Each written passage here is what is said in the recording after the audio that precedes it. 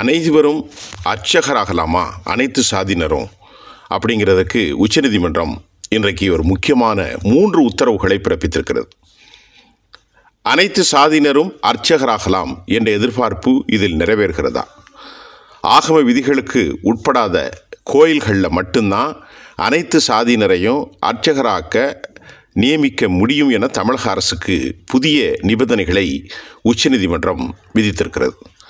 ஆகம விதிகள் பிற ஆகமம் சம்பந்தப்பட்ட பணியாளர்களை நியமிக்கவோ அல்லது தேர்வு செய்யவோ சம்பந்தப்பட்ட அதிகாரிகளுக்கு தடை விதிக்க வேண்டும் என்று அனைத்து இந்திய ஆதி சைவ சிவாச்சாரியார்கள் சங்கம் உட்பட சில அமைப்புகள் உயர்நீதிமன்ற உத்தரவுக்கு எதிராக உச்சநீதிமன்றத்தில் தாக்கல் செய்துள்ள மேல்முறையீட்டு மனு மீதான விசாரணை நிலுவையில் இருக்குது.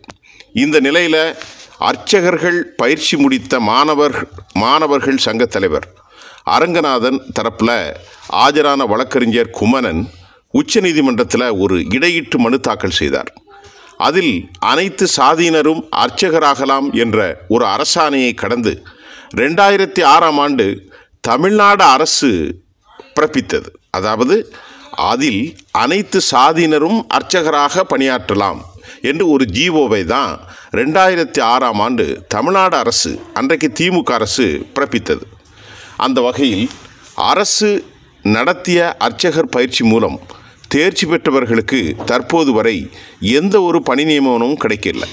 இந்த விவகாரத்தில் தமிழ்நாடு அரசின் அரசாணைக்கு உச்சநீதிமன்றம் இடைக்கால தடை விதித்திருக்கிறது. இந்த உத்தரவால் தற்போது வரை அர்ச்சகர்கள் பயிற்சி பெற்ற நூற்றுக்கணக்கானவர்கள் பணி அமர்த்தப்படாமல் உள்ள சூழ்நிலையில் இதனால் அவர்களுடைய வாழ்வாதாரம் மீண்டும் கேள்விக்குறியாகி உள்ளது. எனவே முறையாக பயிற்சி பெற்று எங்களை தகுதியின் அடிப்படையிலும் இந்து அறநிலைத்துறை நடத்திய தேர்வுகள் மற்றும் அதில் பெற்ற மதிப்பெண்கள் அடிப்படையிலுமே பணி நியமனம் செய்ய உத்தரவு பிறப்பிக்கும் விதமாக இந்த வழக்கை விரைந்து விசாரித்து முடித்து உச்சநீதிமன்றம் ஆணை பிறப்பிக்க வேண்டும். மேலும் அனைத்து சாதியினரும் அர்ச்சகர் ஆகலாம் என்ற தமிழ்நாடு அரசினுடைய அரசாணைக்கு விதிக்கப்பட்ட தடையை நீக்கம் செய்ய வேண்டும். இந்த வழக்கில் எங்களது தரப்பின் இந்த புதிய இடையீட்டு மனுவையும் ஏற்றுக்கொள்ள வேண்டும் என்று அதில் அவர்கள் கேட்டிருந்தார்கள். அதாவது அர்ச்சகர்கள் பயிற்சி முடித்த மாணவர் சங்க தலைவர் அரங்கநாதன் தரப்பில் ஆஜரான வழக்கறிஞர் குமணன் உச்சநீதிமன்றத்தில் பதிவு செய்திருந்த இடையீட்டு மனுவில் தான் இப்படி சொல்லியிருக்கிறார்கள். இதற்குத்தான் உச்சநீதிமன்ற நீதிபதி எம் சுரேஷ் அமர்வு முன்பு இன்றைக்கு விசாரணைக்கு சில மணி நேரங்களுக்கு முன்பு வந்தது. அப்போது தமிழக அரசு தரப்பில் முன்வைக்கப்பட்ட வாதத்தில் தமிழ்நாட்டில் 2500க்கும் மேற்பட்ட அர்ச்சகர்கள் பணியிடம் காலியாக உள்ளது. எனவே ஏற்கனவே அனைத்து சாதியினரும் அர்ச்சகர் ஆகலாம் என்ற அரசாணையின் மீது விதிக்கப்பட்டுள்ள தடையை நீக்க வேண்டும் என்று கோரப்பட்டது.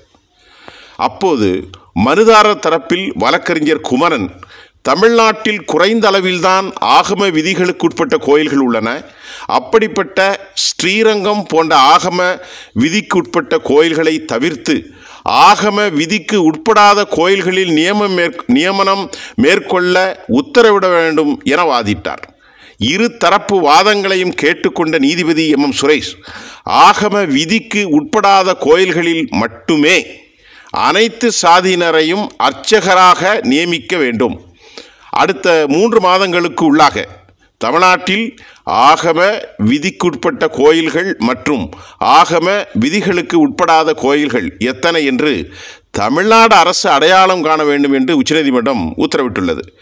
ராமேஸ்வரம் கோவிலில் இதற்கிடையே காலியாக உள்ள அர்ச்சகர்கள் மணியம் ஆகிய பணியிடங்களை தமிழ்நாடு அரசு நிரப்பவும் உச்சநீதிமன்றம் அனுமதி வழங்கி வழக்கு விசாரணையை செப்டம்பர் மாதத்திற்கு ஒத்திவைத்திருக்கிறார்கள்.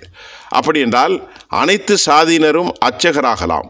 உச்சநீதிமன்றத்தில் 3 நிபந்தனைகளின் அடிப்படையில் ஆகம விதிகளுக்கு முரணான கோயில்களில் அர்ச்சகர்கள் மற்றும் பிற ஆகம சம்பந்தப்பட்ட பணியாளர்களை நியமிக்கவோ அல்லது தேர்வு செய்யவோ சம்பந்தப்பட்ட அதிகாரிகளுக்கு தடை விதிக்க வேண்டும் என்று ஏற்கனவே ஆதிசைவ சிவாச்சாரியார்கள் சங்கம் அமைப்புகளும் அதே போன்று பயிற்சி எடுத்த எங்களை நியமிக்க வேண்டும் என்றும் இரண்டு தரப்பினரும் விதிக்கு உச்சநீதிமன்றத்தை ஒரு இடையீட்டு மனுவையும் கூட அவர்கள் இதில் பதிவு செய்திருந்தார்கள். இந்த விதியிலே தான் இரு தரப்பு வாதங்களையும் கேட்டுக்கொண்ட நீதிமன்றம் ஆகம விதிகளுக்கு உட்பட்டு, தமிழ்நாட்டில் குறைந்த அளவில்தான் ஆகம விதிக்கு உட்பட்ட கோயில்கள் உள்ளன. அப்படிப்பட்ட ஸ்ரீரங்கம் போன்ற ஆகம விதிக்கு உட்பட்ட கோயில்களை தவிர்த்து ஆகம விதிக்கு உட்படாத கோயில்களில் நியமனம் மேற்கொள்ள உத்தரவிட வேண்டும் என இவர் வாதிட்ட அடிப்படையில் இரண்டு தரப்பு வாதங்களையும் கேட்டுக்கொண்ட நீதிபதி சுரேஷ் ஆகம விதிக்கு உட்படாத கோயில்களில் மட்டுமே அனைத்து சாதியினரையும் அர்ச்சகராக நியமிக்க வேண்டும் என்று தீர்ப்பு வழங்கியிருப்பது தற்போது ஒரு பெரும் பரபரப்பை ஏற்படுத்தியிருக்கிறது. இது அடுத்த கட்ட முன்னேற்றம். இதன் மூலமாக என்ன நடக்கும் என்பதை நாம் பொறுத்திருந்து தான் பார்க்கணும்.